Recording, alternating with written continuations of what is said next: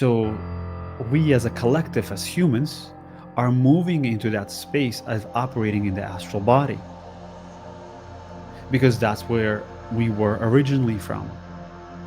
So originally we were operating in that space before the Great Fall. So through the astral space, you're able to perceive that. You're able to travel to different dimensions. You're able to travel to different spaces of different parts of the world.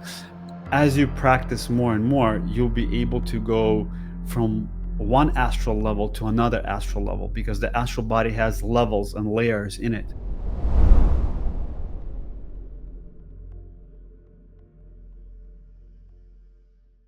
You guys heard that this Sunday I'll be hosting astral projection course. If you are interested, you can register. The link is in the bio or on the website.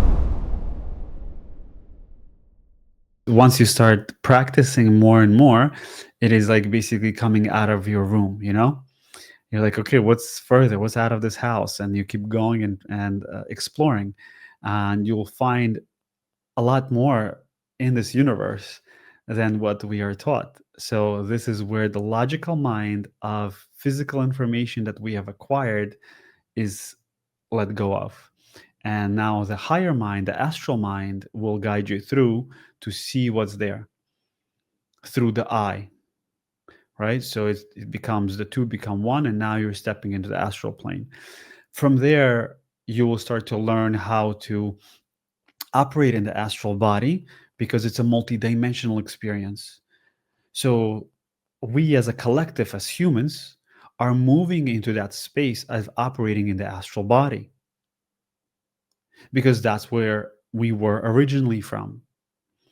So originally we were operating in that space before the great fall. The fall means is not falling from the sky.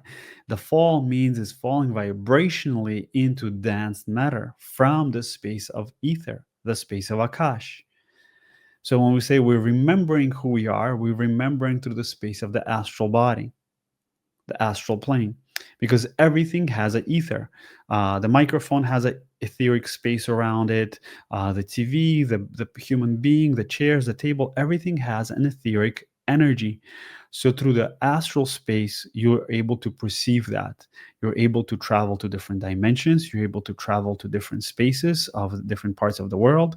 And it is based on each individual and their blueprint how to perceive into that space that they're choosing to observe.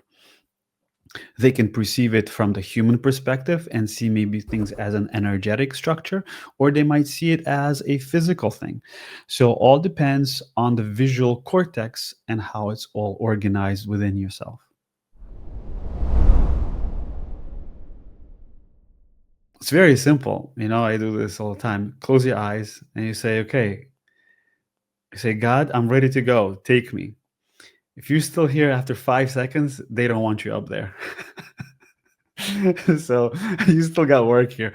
Uh, it's we are so connected to this matter. We have so many attachments, so many possessiveness of this physical reality that it is really, really impossible not to come back. Because it's just not. It's impossible to come back. As you practice more and more, you'll be able to go from one astral level to another astral level because the astral body has levels and layers in it. Um, so it's you'll always come back. That is one of the things that is a myth that you'll never come back. It is through that same space that we leave. Okay, when we transcend to another dimension, but the fear of death is what's holding us back because we don't die, we transcend to a different dimension. So that's where astral projection, remote viewing, all of it is utilizing the astral body. It's just once you let go of the fear of death, you'll be able to come back anytime and leave at any time. Even as you are sitting, you'll be able to project yourself while your eyes are open to different spaces. So it's no longer just doing it through the space of meditation, but it's going to become actively doing it. And many of us do that. We're just not aware of it.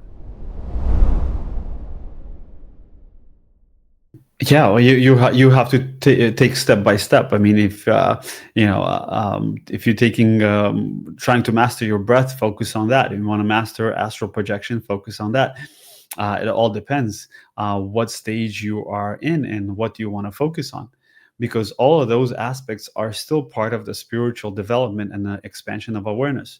Through astral projection, it is your astral body. How many of you seen your body? And how many of you seen the thoughts or the emotions floating around in your energy field? Do you see? You can do the work still either way. It is just a different approach. It's there is no right or wrong way. But I always say this: if you decided to do something, stick to that until you fully harness it.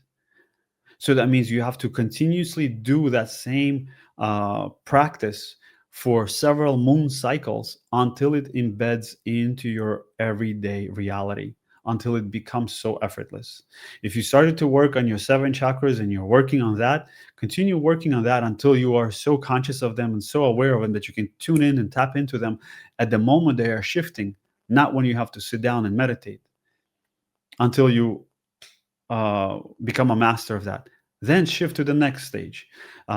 It's basically same thing. You're going to the gym, you start to work out, or you start to do some sort of a sport, and in that same sport, you have to master it by repetition. Same thing is repetition. That's why we have time. Allow time to serve you. Don't jump from one thing to another. So if you chose this, stick to that and see what happens. But it's always good to experience and experiment different things. But the most important part is let your intuition guide you. And when the intuition guides us, we'll be able to say, okay, I'm done with this part. Now I'm moving on into a next stage of my spiritual growth.